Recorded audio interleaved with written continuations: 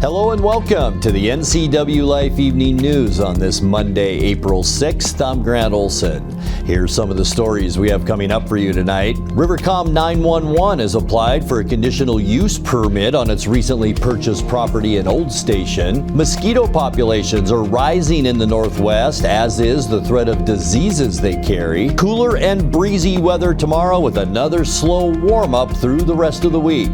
Your full local weather forecast is coming up.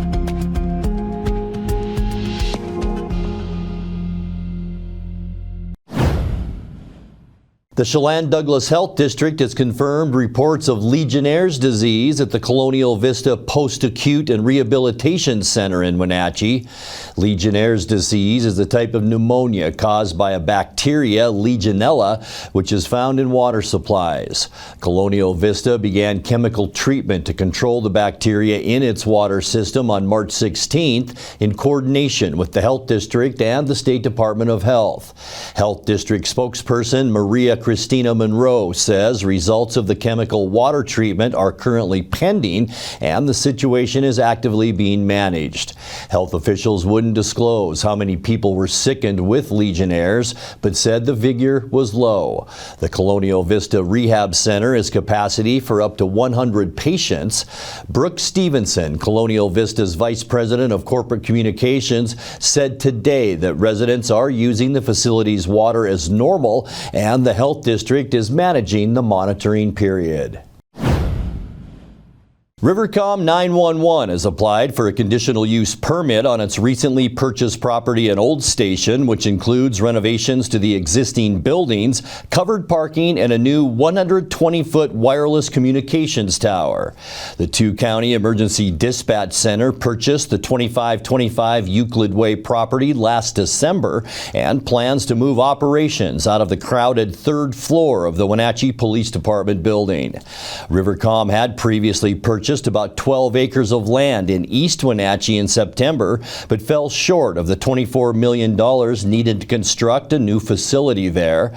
The cost of the project in Old Station is estimated at $8.5 million.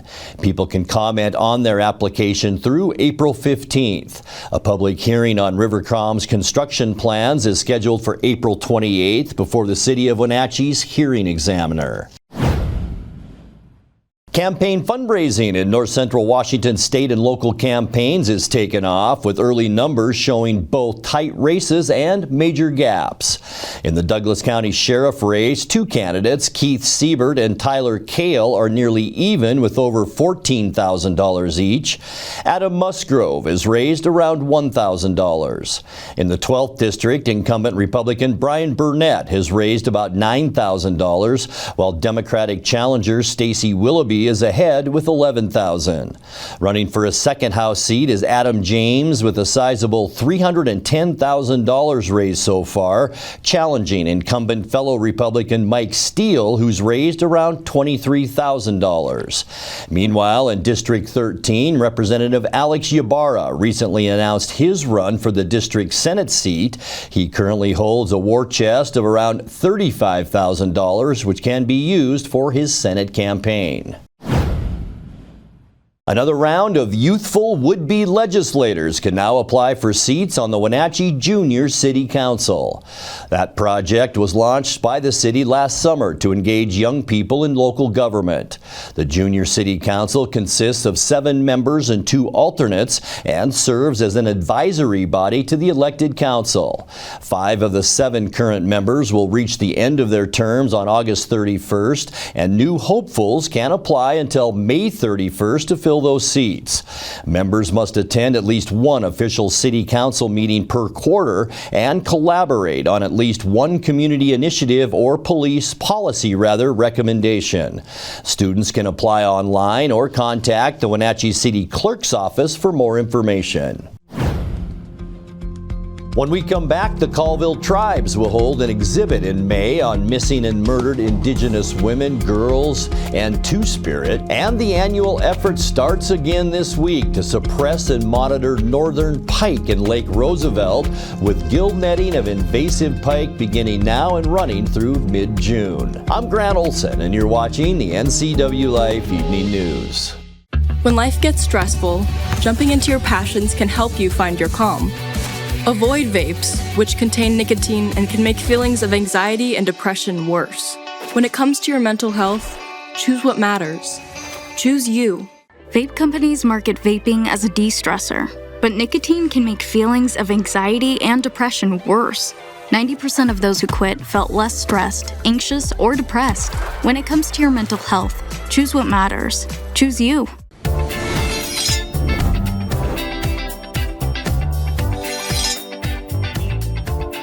I'm Jen Mueller. Watch for my show, I Cook, You Measure on NCWLIFE. It's part cooking instruction, part entertainment, and all about connecting over food and wine with your favorite Northwest athletes. Watch I Cook, You Measure with Jen Mueller Mondays at 1, Wednesdays at 2, Fridays at 11 a.m., and Saturday and Sundays at 10:30 p.m. right here on the NCWLIFE channel.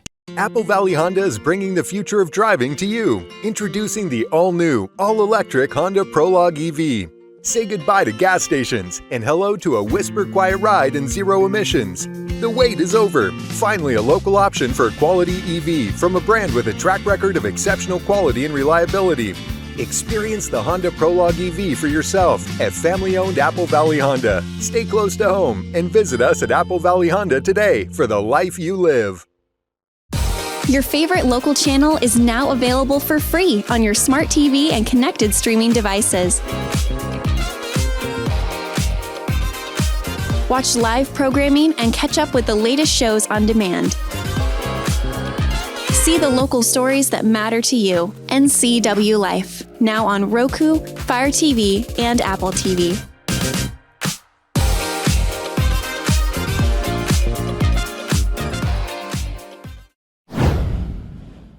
The Colville Tribes will hold an exhibit in May on missing and murdered Indigenous women, girls, and Two-Spirit.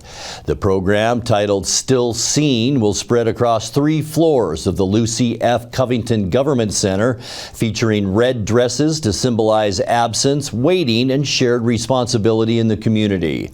Community members can view the exhibit throughout the month of May.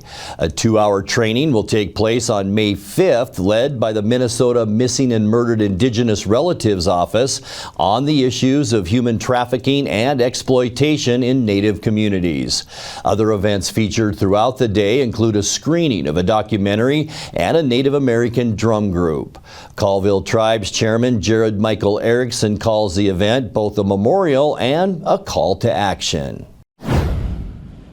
Mosquito populations are rising in the Northwest, as is the threat of diseases they carry. In response, scientists at the University of Washington have gained new insight into how mosquitoes detect certain chemicals and are using that knowledge to create more effective repellents. Researchers at the University of Washington identified the receptor on mosquitoes' antenna that detects borneol. That's a chemical used in natural insect repellents. That could help create repellents that have even greater effect. The results were published in a February issue of Nature Communications. Jeffrey Riffle, one of the UW biologists on the team, says with a warming climate, mosquitoes are moving north. Mosquitoes that carry dengue and Zika virus are already present in California and could be as far north as Washington within 50 years. For the past 10 years, the Washington Department of Fish and Wildlife has worked with the Colville Confederated Tribes and the Spokane Tribes of Indians to suppress and monitor northern pike in Lake Roosevelt. That annual effort starts again this week with gill netting of invasive pike beginning now and running through mid-June. Northern pike are aggressive predators that breed rapidly and can cause large-scale changes in native fish communities. Suppression and monitoring help protect native and important fisheries throughout the Columbia River drainage, including endangered salmon and steelhead. A previous effort to gillnet northern pike at Lake Spokane was found to have eliminated the species there as of 2025.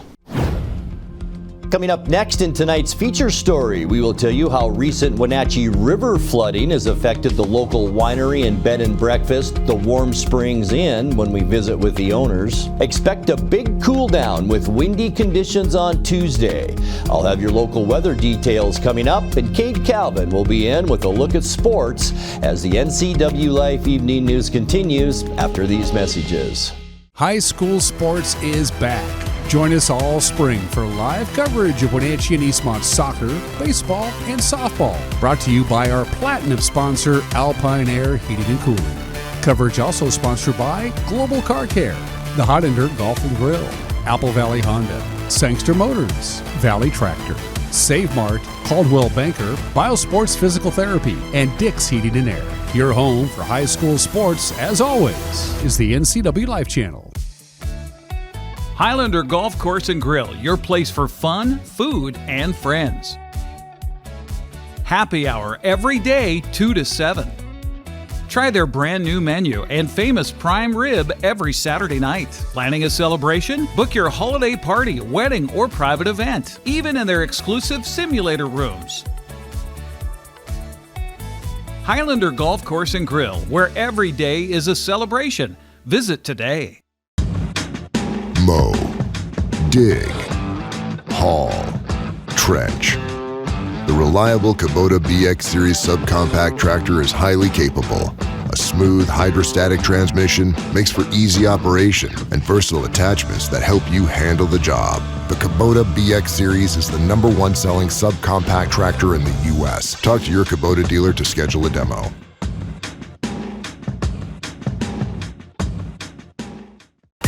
Your favorite local channel is now available for free on your smart TV and connected streaming devices.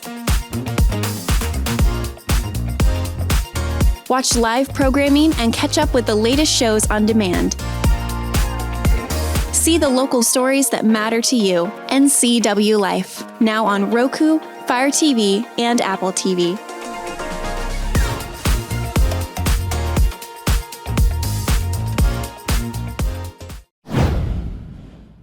Julie and Ludger Schmania used to be restaurateurs in Seattle.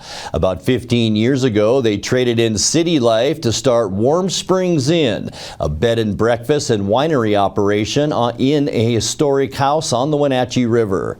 When rapid flooding struck in December 2025 and then again in May, the Schmanias knew the relationship with the river was changing. In tonight's feature story, NCWLIFE's Jefferson Robbins tells us more. Now imagine this, you spend 13 years trying to build this beautiful bed and breakfast on the shores of the Wenatchee River, only to wake up and find out the Wenatchee River is coming through your yard, not once, but twice. Julie Schmania and her husband Ludger are the owners of the Warm Springs Inn bed and breakfast on the outskirts of Wenatchee and Lower Sunny Slope. Julie told me that waking up to the December floods of 2025 and the following high waters in March of 2026 have been something of an ordeal.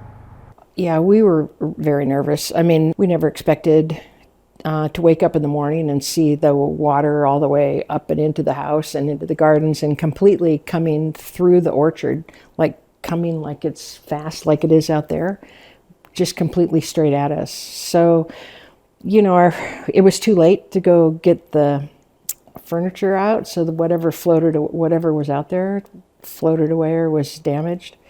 All our firewood, everything floated away. Our wine barrels floated away. So it all came pouring in here, and it took off the ends of several of the orchard rows. They just fell right into the river. But what happened to us is we ended up with like 5 feet of water down here to the house, which goes underneath when we walk down there. So the museum in Wenatchee Valley Museum did a genealogy of this home.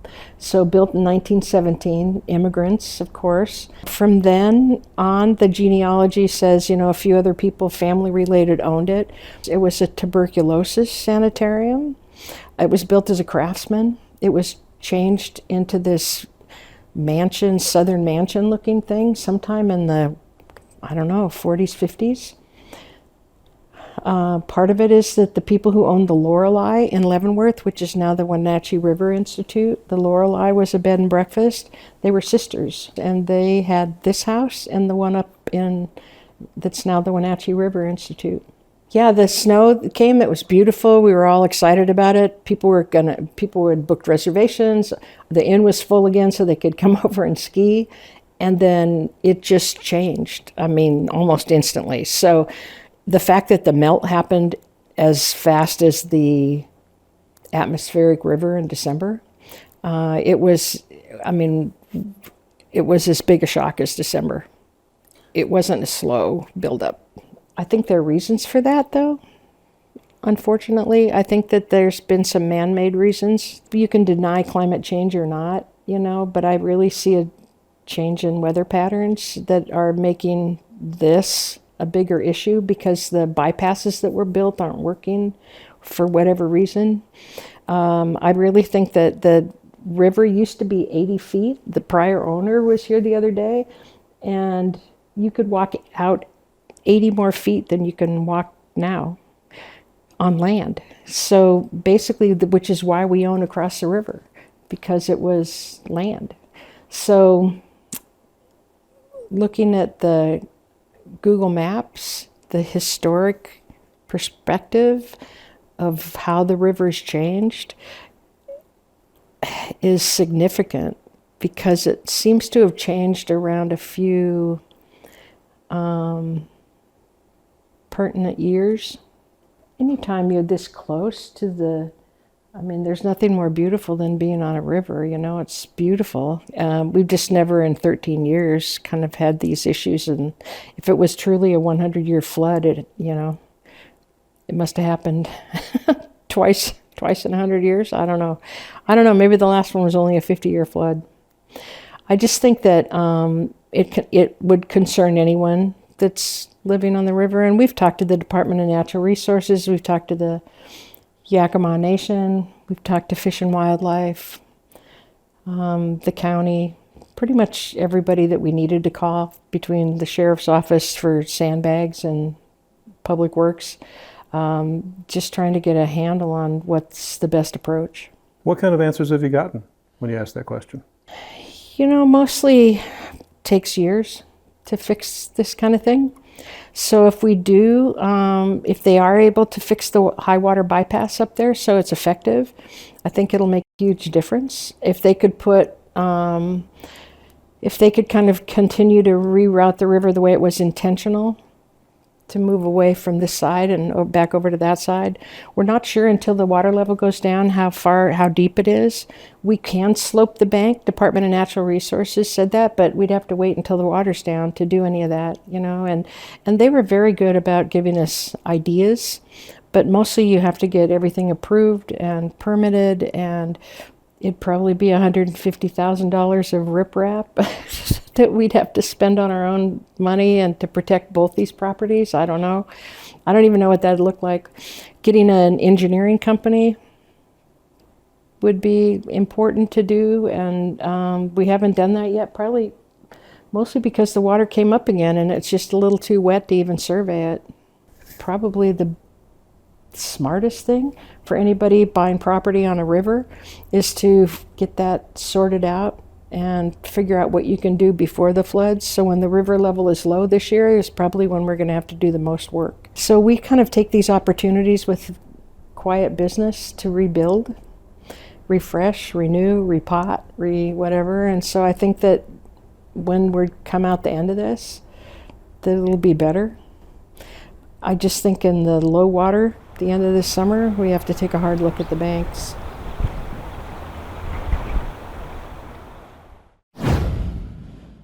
Time now to take a look at your North Central Washington weather forecast. Hope you had a fantastic Easter weekend and no complaints weather-wise, that's for sure. 65 on Saturday, 68 degrees yesterday. Just a fantastic Easter Sunday, and we warmed up even more than that today. Look at this gorgeous shot from our Rondo tower camera, and it's looking back. You can see Turtle Rock back towards the Wenatchee area, and we had lots of sunshine, blue sky out there today. today. Even some lenticular clouds up there this afternoon with some mid-level wind creating those clouds. But all in all, it was a beautiful, beautiful spring day all across north central Washington.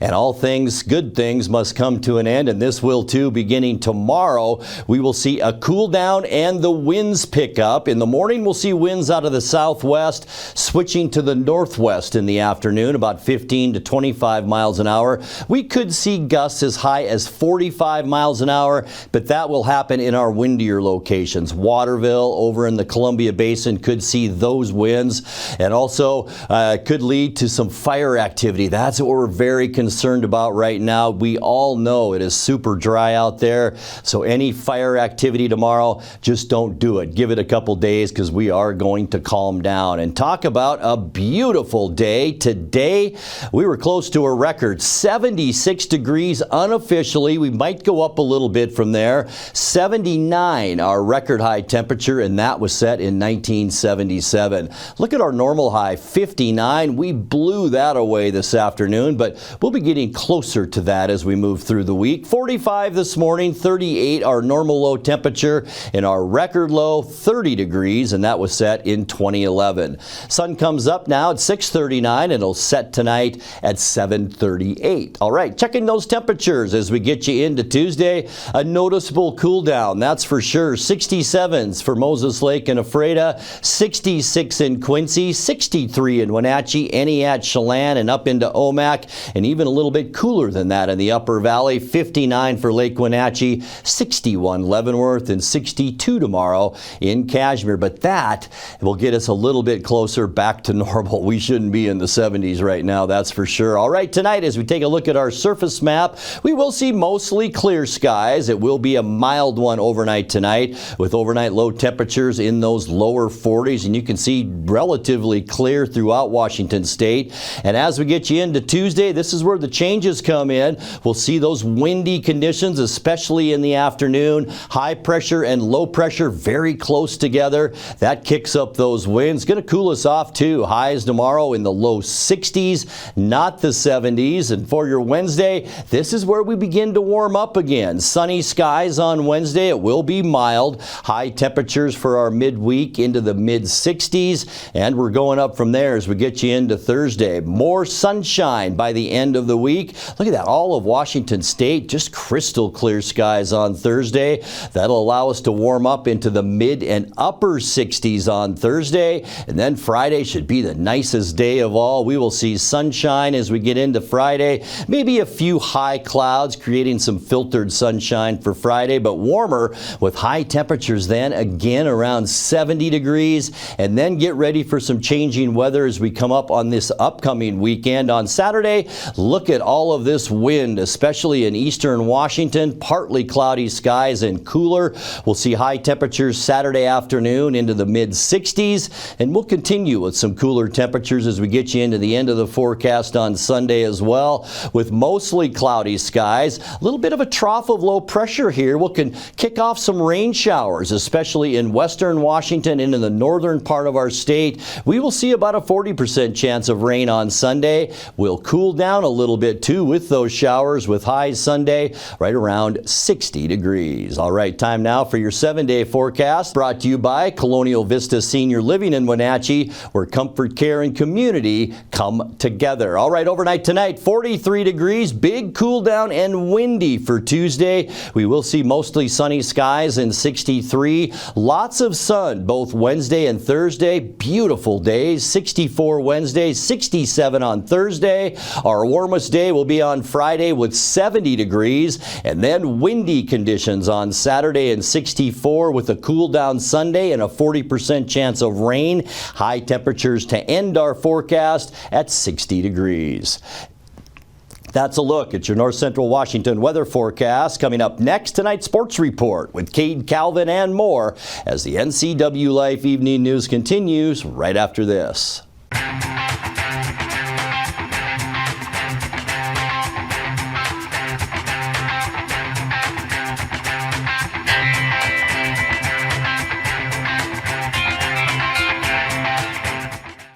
News, weather, and sports. It's all here weekdays at 5, 6, and 10 on your local news source, the NCWLIFE channel.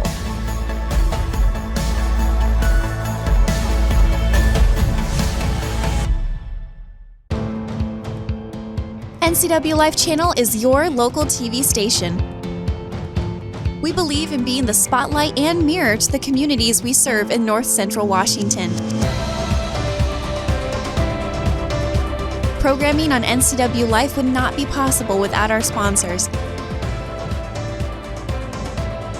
Special thanks to our platinum sponsor, Alpine Air. Turn to the experts at Carrier and Alpine Air. Welcome back in, sports fans. Cade Calvin here. Eastmont football will have a new leader on the gridiron, and we caught up with him to learn what he brings to the program.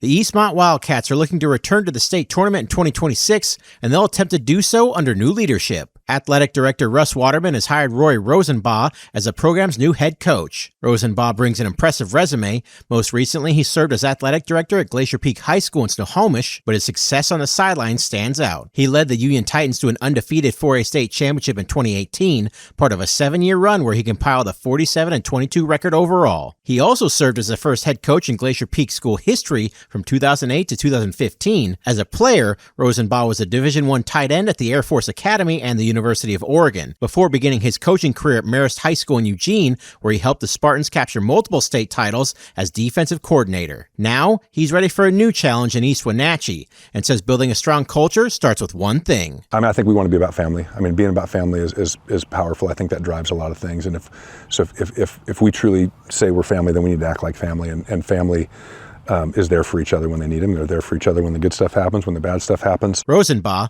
known as Coach Rowe by his players and staff, will run the Wildcat offense as the play caller. We're pretty up-tempo. We want to go fast. We want to have a, for us, we want to bring energy on both sides of the ball. Like, that's how we practice. That's in everything we do. We want to be about tempo and about energy. And so I think that hopefully that carries over to the way we play the game. Even with the season months away, he's already hard at work. I'm hoping to have a staff finalized by the end of this next week. And if not everybody, just like those key pieces where like you've got your coordinators in place, you've got your line coaches in place, and now if you're still working on some ancillary pieces, you might be, but for the most part, the core of that staff will be in place, and we can really start learning and getting down weekly and talking about scheme and philosophy and how we want to teach and what spring ball is going to look like. And while every game matters, one matchup stands out: the Eastmont-Wenatchee rivalry, which the Wildcats have dominated for the past decade. Those crosstown rivalries are what makes Friday night special across this country. So I think, we always, that's always will be a big goal for us, just as I'm sure it's a big goal for them, is to make sure we win that Apple Cup every year. A new era is underway in East Wenatchee, and the Wildcats are just getting started. All right, let's check out some scores from over the weekend now. In varsity softball, Chelan stays hot. The Mountain Goats defeat Cle-Elum Roslyn in a doubleheader, winning 15-13 and 13-3. Kashmir sweeps Zilla in a doubleheader, 6-5 and 7-6 are those finals. And Okanagan lights it up against Bridgeport. They win 2 straight, 27-18 and 26-19. Some high-scoring action there. That's a look at sports. Reporting from Wenatchee, Cade Calvin, NCWLIFE. And as we leave you tonight, Monday means the next edition of the Wenatchee World is on its way to your mailbox. Here's what to expect tomorrow from the Wenatchee Valley's local newspaper. All right, in the next edition of the Wenatchee World, we have a story about a report of a Legionnaire's disease outbreak at a Colonial Vista facility. Jody Barkus was sworn in as the Okanagan County Sheriff, and Eastmont High School has hired a new head football coach. You can read all that and more at WenatcheeWorld.com. Thanks, Pete, and that will do it for this Monday edition of the NCWLIFE Evening News. Remember, if you see news happening, let us know. Email your news tips to news@ncwlife.com or just give us a call at 888-6295. Our channel is also available on Roku, Fire TV, and Apple TV. I'm Grant Olson. Thanks so much for being with us, and have a great night.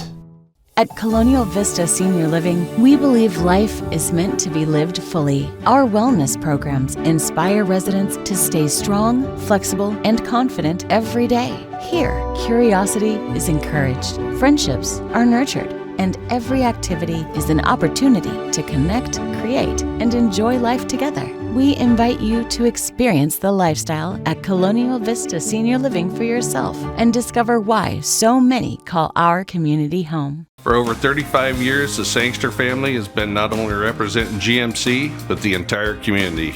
As one of the few family-owned dealerships in Washington, you can count on our personal integrity, which has spanned over 3 generations, to ensure your satisfaction. Sangster Motors stands behind everything we sell, from GMC professional-grade products and service from a professional-grade dealership. Remember, caring about your family is what brings you back to ours.